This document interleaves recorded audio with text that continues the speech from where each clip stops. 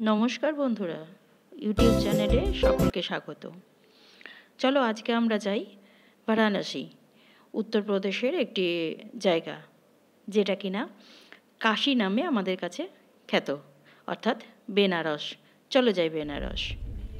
আমরা ডিসেম্বর মাসে আমি বেনারসে গিয়েছিলাম। আমার পাড়ার কয়েকটা পরিবার মিলে আমরা গিয়েছিলাম। কয়েকটা বললে ভুল হবে, বেশ কয়েকটা পরিবার গেছিলাম, মোট ছিলাম 30 জন। তো রাতেই আমরা ভাগীরথী এক্সপ্রেসে উঠে শুয়ে পড়ি। সকালে উঠে দেখি প্রচণ্ড কুয়াশা। ভাগীরথী এক্সপ্রেস যেহেতু বেনারস পর্যন্ত যায় না, তাই আমরা মুঘলসরায় আমাদের নেমে যেতে হয়। মুঘলসরায় নেমে আমরা স্টেশন থেকে বেরোচ্ছি।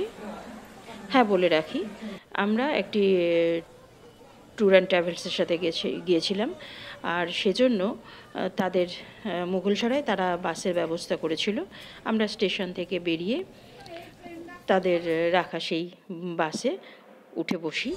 তারপর বাস আমাদের নিয়ে চলল আমাদের গন্তব্যের উদ্দেশ্যে, অর্থাৎ কিনা বেনারস, কাশী বিশ্বনাথ।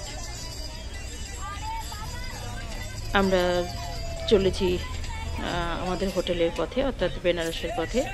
বেনারস পৌঁছে আমরা এই হোটেলটাই ছিলাম, যে হোটেলে আমাদের ওরাই রাখার ব্যবস্থা করেছিল ট্যুরস ট্রাভেলস থেকে।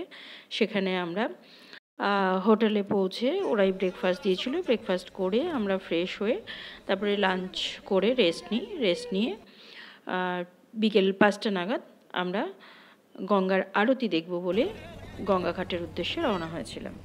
গঙ্গায় গিয়ে আমরা নৌকা বুক করি, কেননা আগেই শুনেছিলাম নৌকা থেকে নাকি গঙ্গা আরতি খুব সুন্দর দেখা যায়। তাই আমরা নৌকা বুক করে নদীর মধ্যে যাই।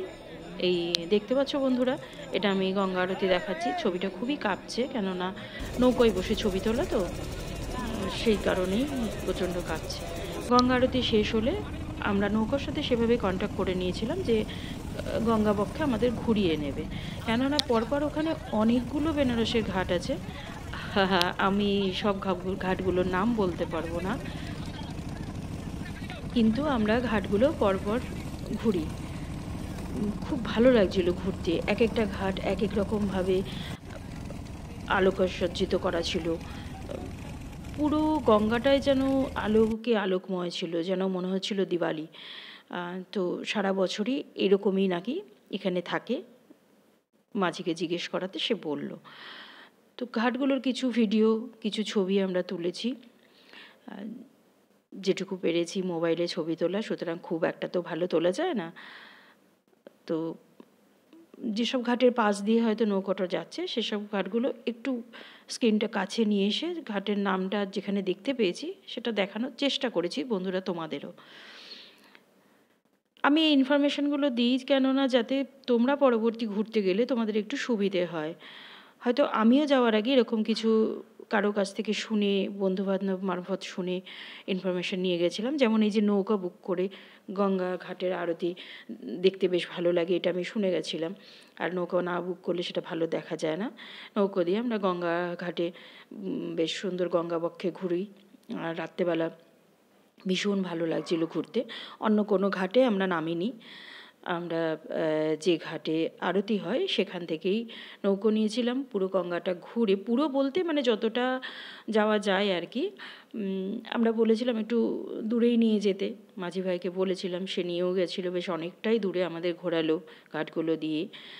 তো এই একটা বিশেষ ঘাটের কথা বলবো, এই হচ্ছে মণিকাঞ্চন ঘাট। এই ঘাটের নাকি বিশেষত্ব হলো এখানে একসাথে 7টা এরকম চুল্লি জ্বলে।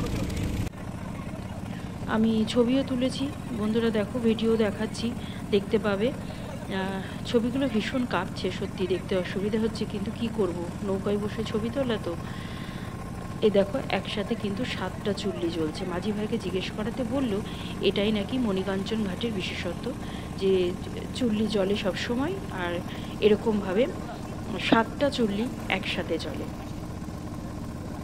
এসব দেখলে মনটা সত্যিই খুব খারাপ হয়ে যায়।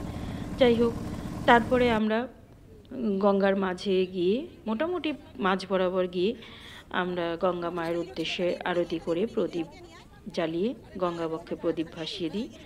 হ্যাঁ, বলে রাখি, এই প্রদীপ কিন্তু আমরা নৌকোয় ওঠার আগে ঘাট থেকেই কিনে নিয়েছিলাম। আমি শিউলি সরকার। আমার এই ব্লগগুলি দেখার জন্য সকল বন্ধুদেরকে অনেক অনেক ধন্যবাদ। আমার এই ভিডিওগুলি ভালো লাগলে লাইক, কমেন্ট ও শেয়ার করে আমাকে উৎসাহ দেবে। আবার আসবো পরের ভিডিও নিয়ে। টাটা।